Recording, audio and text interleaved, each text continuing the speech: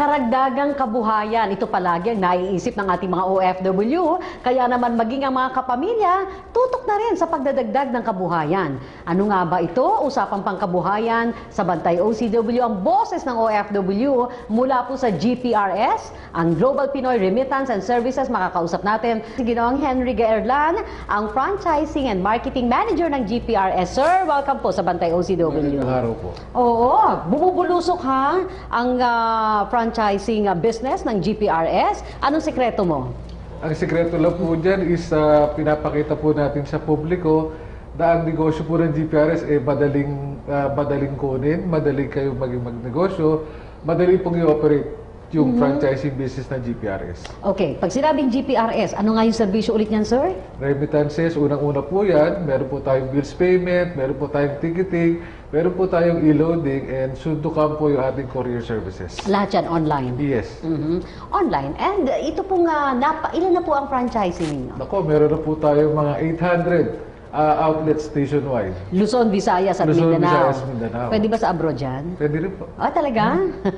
Bibigyan nyo rin kami ng franchise abroad? Pwede rin po yun. Wow, o pwede raw. Kasi marami tayong mga residente sa ibahing dagat, sir. Yes. Oo, so posible sa loob at labas ng ating bansa. Opo. Ano mga requirement po ninyo sa franchise? Madali lang po yan. Nung unang-una, punta lang po kayo sa opisina natin o sa ating head office. Mag-fill up lang po kayo ng franchise information sheet.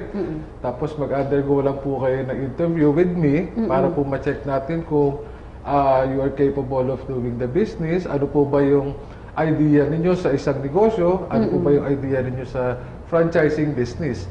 After nyan, kung meron na po kayong proposed site para dun sa pagtatayuan po ninyo ng outlet ninyo, i-o-clear na po natin yan. And after that, pag na-aprobahan, then you can start doing the business already. Diyan po sa panimula ng pakikipag-usap sa inyo, Ginoong Gaerlan, hanggang sa makapag-set up siya ng kanyang negosyo, gaano katagal yan? Mabilis lang po yan. Matagal na po isang buwan. Matagal na isang buwan, Yes, Oo. tatagal lang po yan. Depende po sa inyo.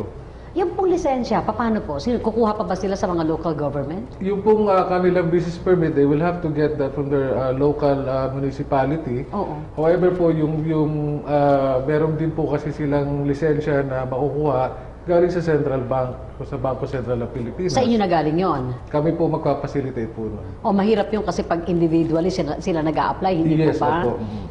Ano po ang mga advantages na magpa-franchise na lamang sila sa GPRS kaysa magtatayo ng sarili? Tama po. Napakagandang tanong niyan. Ano? Alam niyo po doon sa apat na serbisyo ng GPRS, tinatawag po namin all-in-one.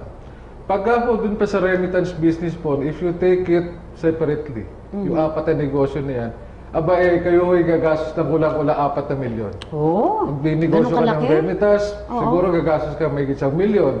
Magninegosyo ka ng ticketing, that's another big sum of money. Oo. Magninegosyo ka ng bills payment, ganoon din, e-loading. Sa GPRS po, less than 1 million, pwede mo nang gawin yung apat na negosyo na yan. 4-in-1 Four ang in tawag one. mo. Oho. At ang franchising fee, magkano lang ba kasi ang franchising fee? 500,000 Sa lang 500,000. po. So yung Tama mga po yan. add-on doon, yun din sa lugar nila. Yes. At yung mga gamit sa kanila na rin po. Opo. Ano lang bang gamit ang kailangan sa GPRS? Simple lang po yan. Kung isang computer, of course, meron po kayong printer, and then meron po kayong barcode scanner para po dun sa may statement of accounts. Diba? Ganun na po kasi yung ginagawa natin ngayon. Tapos, kailangan nyo rin po, of course, siyempre internet connection.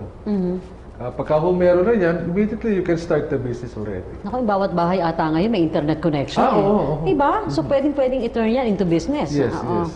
Okay, yung pong actual na seminar na gagawin ng isang nagpa-franchise, gaano kabilis din at ano-ano yung komposisyon ng seminar na yan? Sa seminar po, ginagawa po natin yan sa ating corporate office. It's a 3-day seminar. Ang unang araw po ay tungkol sa academics ng negosyo, ng system. Ano yan, sir? Nagpaplano pa lang o franchisee na siya? Bumili na siya? Franchisee na po siya. Franchisee na yan? Yes, Okay. franchisee na Kasi po siya. i-actual nyo na eh. Yes. So, 1 day po yan na school type, classroom type. Then yung the last remaining 2 days, yan na po yung hands-on. So, ito po yung talaga mafe-feel na nila during the transaction may customer na dumating sa outlet, fa-facilitate nila ngayon yung transaction. O, nag-actual na. Sir, do Yes. you allow yung family? Halimbawa, ang OFW, ang father, kasama si Mrs., kasama din ang isang anak. At least alam nila yung business. Tama po yun. At yun po ang dapat. Kasi gusto nyo yun? ideally po, meron silang staff na mag-ooperate yung kanilang business.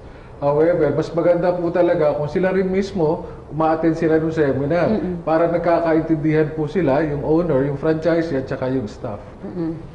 Paano nyo inaalalayan itong mga outlets po ninyo nationwide? Okay.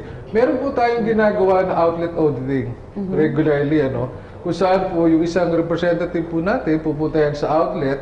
Tapos titignan niya po yung physical look ng outlet, yung transaction, yung technical know-how ng staff. Pag ako nakita yan, kung ano ho yung mga pagkukulang, doon po namin dinadagdagan yung support.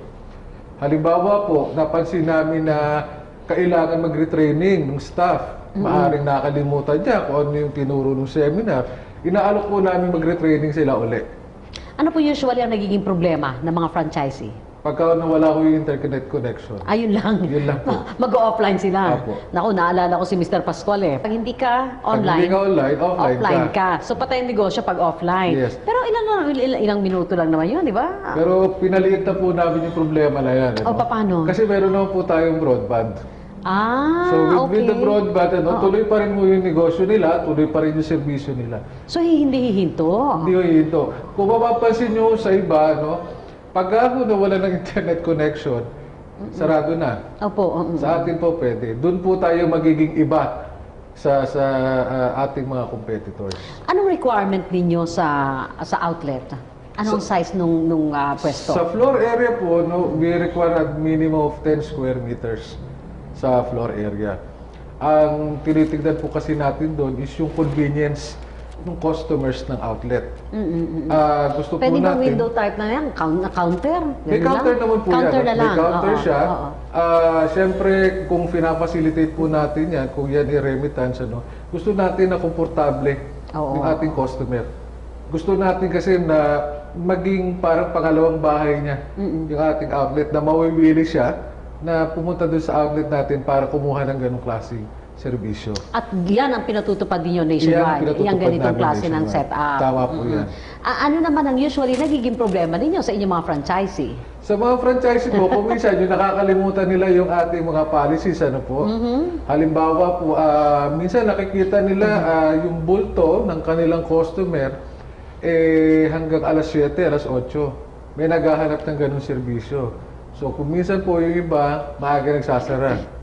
So kami, sinasabi namin, pag nakikita namin yan, na mas maganda po siguro, Mr. Franchisee, i-extend natin yung store hours natin para po ma-accommodate pa rin natin yung ating mga customers.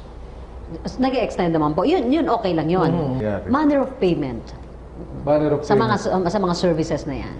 Pagka mag-franchise sila, they can pay po yung franchise fee sa GPRS account. So, marami po naman tayo. Diretso na accounts. sa Yes. GPRS accounts. Okay. And yung batting average po ng success rate natin in terms of the business? The business, actually, masyadong mataas. Siguro po, nabanggit ng ating presidente ng mga nakaraang episode na mababa po kasi ang service charge na sinisingil natin sa ating mga customers. Yun ang laban nyo no? Yun po yung laban. So, siyempre, alam nyo, isang beses lang maramdaman ng customer na mababa tayo. Paulit-ulit na yan. Pabalik na yan. Totoo yan.